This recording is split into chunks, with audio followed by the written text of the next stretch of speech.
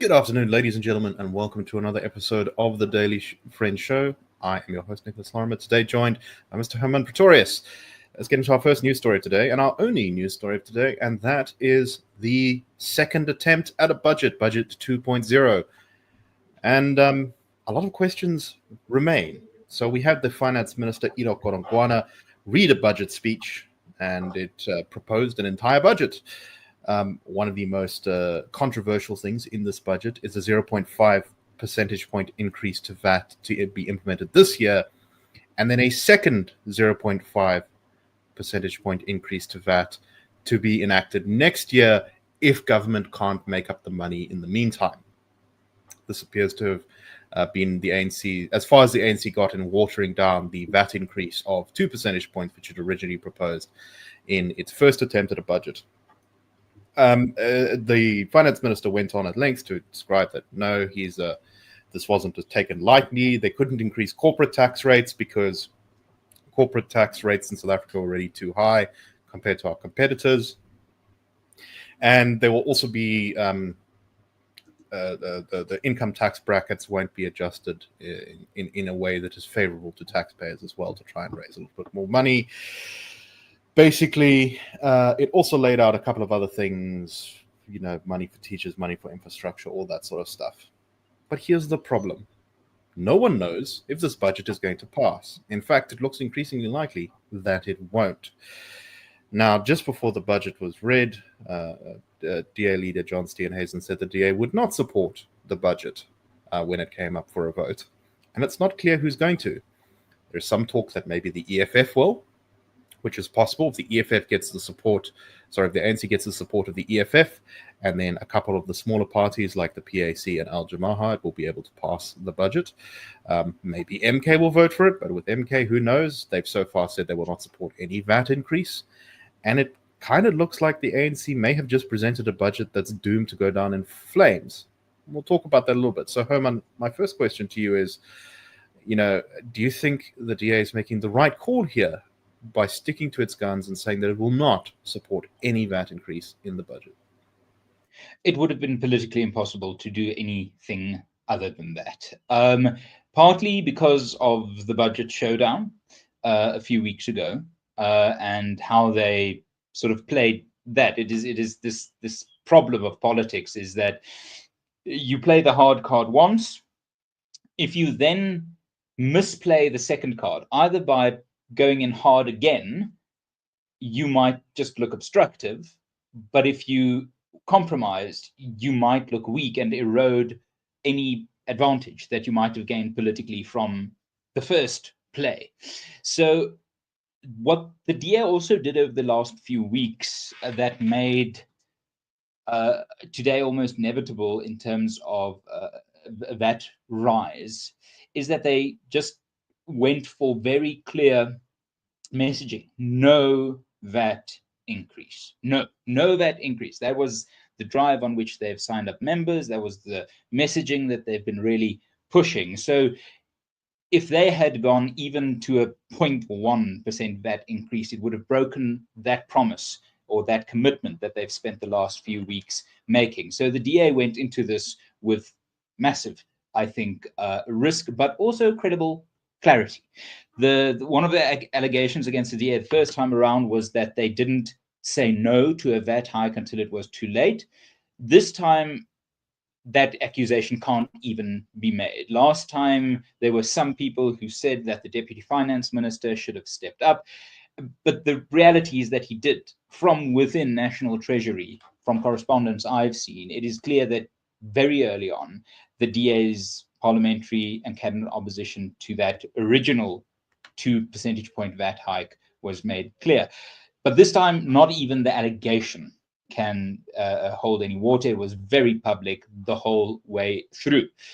What is astonishing is that we might just have seen the silent trigger of the end of the GNU, because this budget, as I understand it, was presented to Parliament by the minister without cabinet backing, without the sufficient consensus mechanism in the statement of intent of the GNU being effectively adhered to. And that means that a fundamental breach of the GNU agreement has now taken place. What that will mean is not yet clear, but what is clear is that the DA has hardened its position on a willingness to end the GNU, but it is most likely the case that before they trigger that final detonation, the ANC, as it did last time, might be willing in a humbled state to make some concessions. And from what I understand, the DA's concessions are going to be pricey politically to the ANC. So we really are now we are approaching the moment of real truth as to whether the ANC was always going to pretend the GNU was there to prop up their majority and allow them to govern as they have governed in the past, or whether they are honest enough to know that the loss of majority means you can't do what you want. So let's talk a little bit about the EFF. What role do we think they're going to play in all of this? I mean, obviously, we're going to be speculating a bit here because we don't know exactly what they're going to do. But, you know, the ANC has, through all of this, the moment the disagreement started to happen with the DA, they started to talk about, well, no, we'll just go to the EFF and then we'll see how much you like that. So I guess I have a number of questions for you. First is, do you think any form of the GNU could survive if the ANC did pass this budget with the EFF's help? Does that mean effectively de facto that the EFF will replace the DA in the GNU? And the next point being also that will the EFF, which is struggling at the moment and looking for a game changer or something, will they take some sort of cooperation with the ANC, even if it means endorsing the politically suicidal prospect of increasing VAT on poor South Africans, on all South Africans, but especially on poor South Africans? What do you make of this? I think the answer to both your questions is yes. That the EFF is desperate enough at this stage to, I think, fold on the strong position they took a few weeks ago. The EFF is perhaps the party in the country with the most seamless track record of flip-flopping. Despite the perceived clarity of their ideology, they really are famously all over the place, and it hasn't really damaged them too much, but this might be a flip-flop too far. A VAT increase is hated across the board. It is only appreciated in the cadre patronage networks, which is supposed to be funded by that VAT increase. So the EFF might go for a desperate gamble here. It is, after all, we are now assured, the Malema project. So Mr. Malema can decide he would rather be a minister, be a deputy minister, and keep a presence in parliament, 2, 3, 4 seats in parliament down from the 39 they currently hold. He might go with, he will either have his party decimated and he remain in a cushy position, in a job, in parliament. He is number one on their parliamentary list, and he will always be that. So there is a scenario where the EFF for the remainder of this parliament just collapse before our eyes, get reduced to a UDM type party at the next election for this betrayal. But with Mr. Malema just being fine with it because, his parsnips are buttered. The other question of whether the end of the GNU would be affected by the EFF passing here, I can't see it any other way. A government in the parliamentary system that we have relies on its majority meeting the challenge of two critical votes: the appointment of the executive and the passage of a budget. If this GNU cannot pass a budget, it has failed in 50% of its basic functional mandate as a governing majority. And for the DA to remain in the GNU after being, aggressively sold out with the EFF or MK being brought in, a wealth tax being placed on the table, I mean, it will make them look even more catastrophically weak than any DA critic might have accused them of being over the last year or so. So will the DA survive in the GNU if this budget is passed without DA support? It would be insane for the party to do that.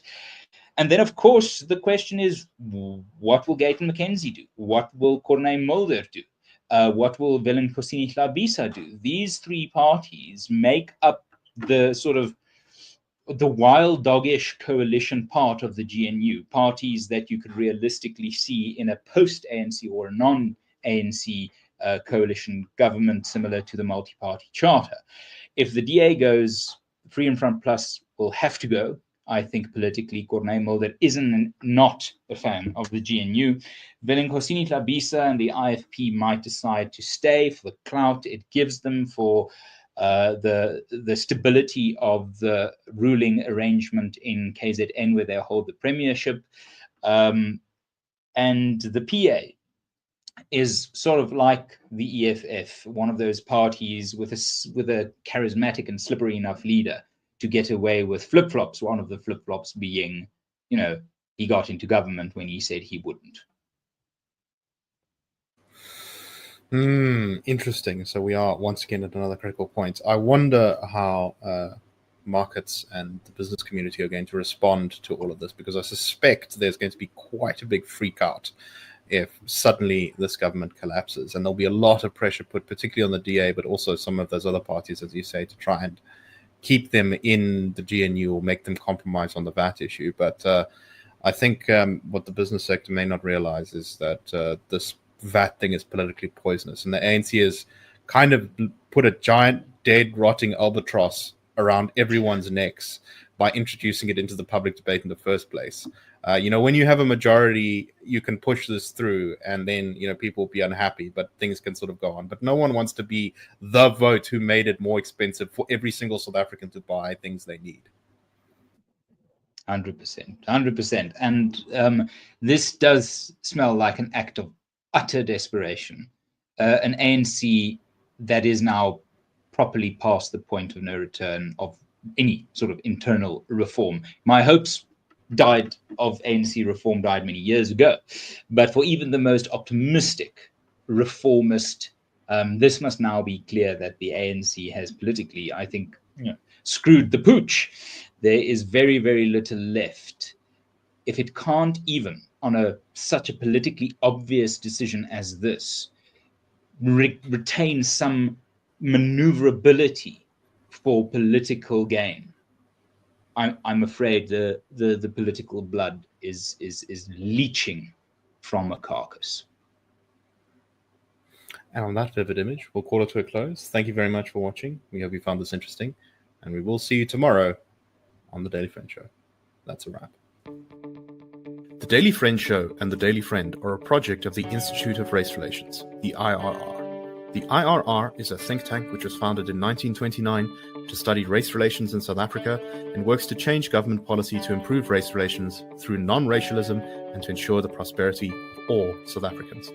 If you like our work and would like to support us, please go to irr.org.za and click Support the IRR.